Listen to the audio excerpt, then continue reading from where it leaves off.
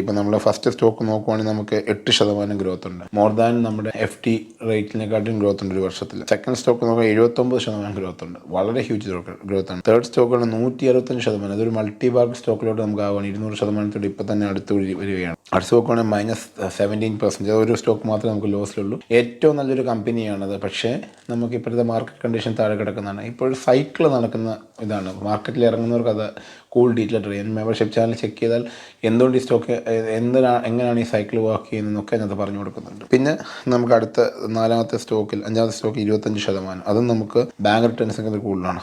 ആറാമത്തെ സ്റ്റോക്കിൽ നമുക്ക് 12%. ഏഴാം സ്റ്റോക്കിൽ 77%.